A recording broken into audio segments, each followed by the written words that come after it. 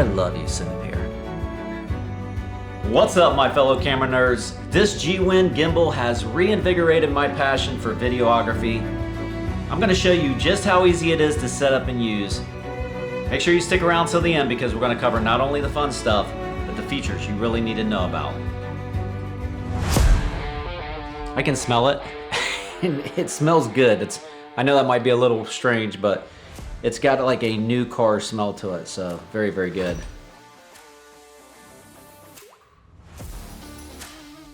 And their quality is so fantastic. Nice branding right there. It's just got a great feel to it. All right, as I mentioned in the unboxing, do not throw this cable away. This is a very important cable. This will connect your camera to the gimbal. However, this gimbal does come with Bluetooth connectivity. We will cover that and show you how to set it up. If you want to see if your camera's on a compatibility list, go ahead and check that in the description below. This is what it looks like when your gimbal is balanced. No matter what position you move the camera to, it will stay in that position.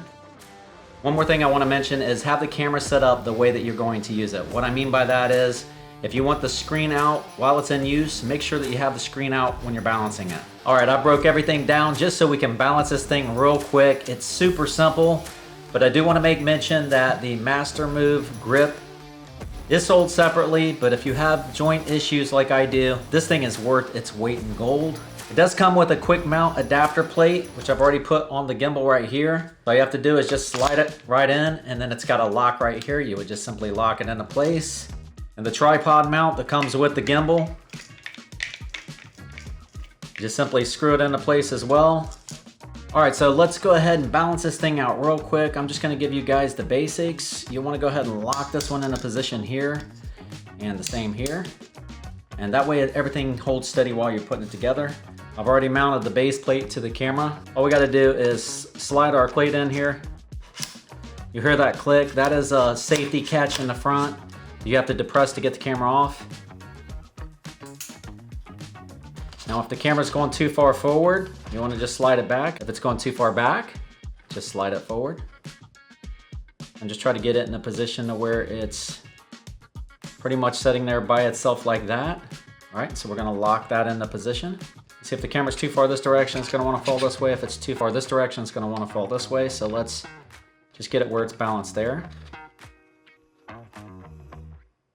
Like that right there. Okay, so I'm gonna go and lock that one into position. Now on this axis right here, if the camera's going back or forward like this, we're gonna go ahead and just adjust this out. All right, so it looks like we have those two axes worked out.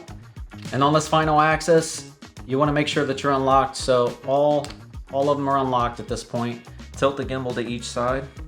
If the camera wants to turn like that, same thing here. You're gonna have to adjust this in and out this direction right here. Now, I already know about what the number is. It's right around number 2, but let me show you the difference here. If we get it, see when I'm leaning it, the camera's not wanting to fall back and forth, maybe a little bit right there. So let's tweak it, go a little bit more with it. Let's see what we get here. Looking good. Looking good.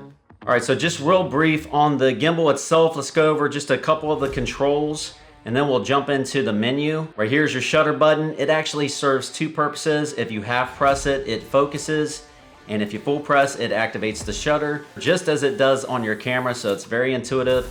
You have your joystick, the mode button, the power button, the menu button, and the command dial over here, which allows you to scroll through the menu.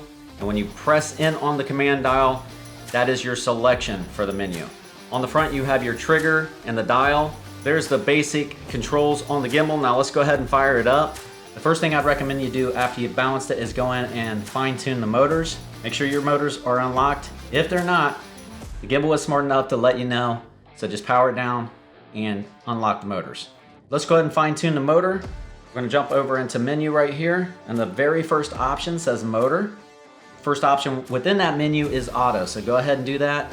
You will see it's doing its algorithm trick here. It's gonna shake around a little bit. And what that's doing is it's setting it up for optimal performance.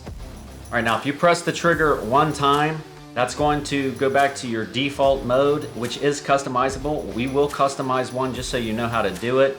If you press the trigger twice, that resets it to home position. So say we've just moved it out of position here and you want to quickly return to home position, just click it 2 times. If you press it 3 times, it goes into selfie mode.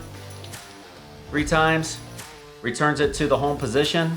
All right, and let's go through the modes real quick. If you cycle through the modes one at a time on the mode button, your default is pan follow. All right, and this is what pan follow looks like. So as you're panning, the gimbal will follow.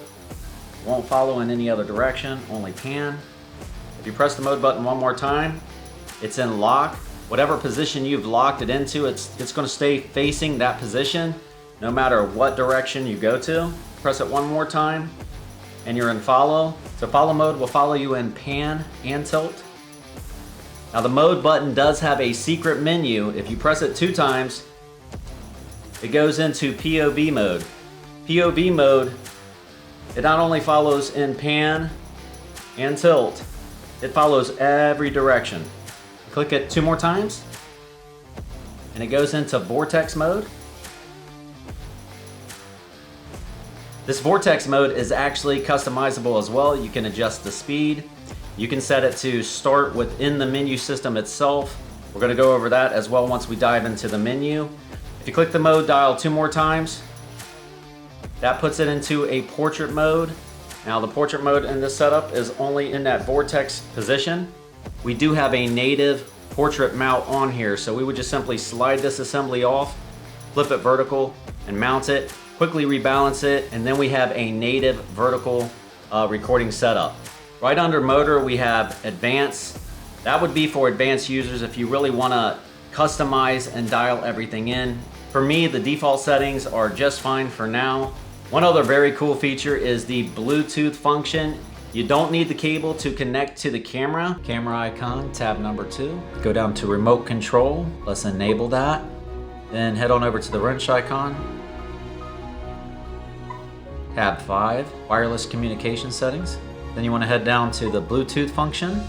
You see it's disabled currently. We're going to enable it with remote. Let's go over to pairing.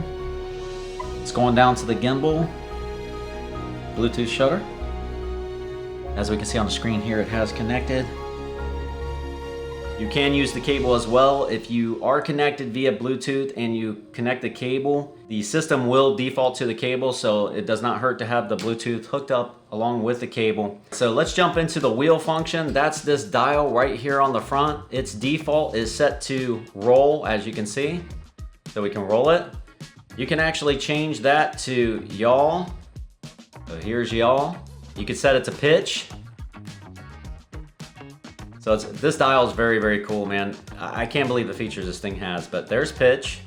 Now, if you do have the cable hooked up, you can actually adjust the ISO, the shutter speed, or the aperture as well. Let's go ahead and set up to ISO. Now you can see right here, it does actually change the ISO, which is super cool. You can change your shutter as well. And also your aperture. Now it does have an E-focus and an E-zoom. I'm assuming E is for electronics, so it'd be a digital zoom or a digital focus. For me, those options I would probably never use. However, under the right situation, I can see somebody that's a little more creative than I would be able to use that. But I think the other functions are just out of this world. It's very, very cool that it's right here at your fingertip. You wouldn't even have to move your hands. All right, and on the wheel set, they've also allowed us to reverse the operation. So if it feels awkward and it just feels like it's going the wrong direction for us, we can reverse that. We can also set the sensitivity. If the joystick feels like it's going the wrong direction for you, you have the ability to reverse that as well. All right, and here's the customization on the trigger. So when we press it one time, this would be where it defaults to your pan follow. If you have another operation that you use more, you want it to default to, like lock or follow or POV, vortex, or the portrait, you can set it to any one of those modes. Scroll down to vortex. This is super cool. You can actually set the Vortex speed. I've got mine set at 45. You can crank that baby all the way to 100.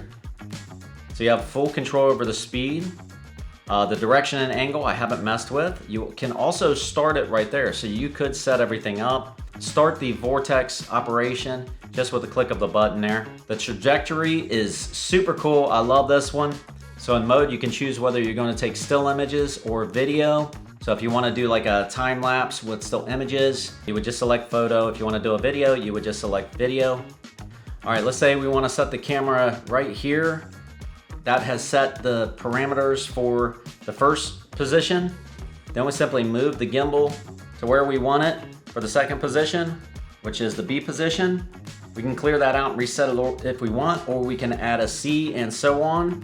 If we're finished, we just want one start and one end point. We just go down and hit finish. If you want to preview that, go down to preview. It'll literally go to the start position, then to the end position. One thing that's very important, if you're doing a time lapse, of course, you want to go into time.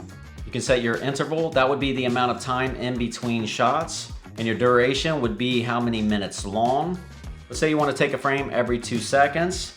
You would just set 2 seconds there. And then on the duration, just for this example here, let's just give it 2 minutes.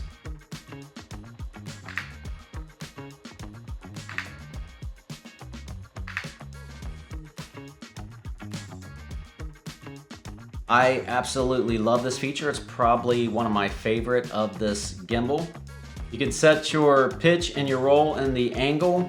It's got a default, so if you got in there and you set up a bunch of settings you didn't like and you just need to go back to default, you can set it back to default. It has what appears to me to be Chinese language if you want to set that up for that. And lastly, the about, which shows the firmware version and ID of the gimbal. And let me also mention that Zhiyun did send me this gimbal to try out. I just want to say thanks. I'm in love with it. Cinepeer, are you dancing? Don't forget, if you do pick up the gimbal, check out my affiliate link below. I would greatly appreciate it. I want to say thank you so much for spending your life minutes with me. If you enjoyed the content and you want to see another video, check it out right here. And maybe give me a subscribe. I'd appreciate it. We'll see you in the next one.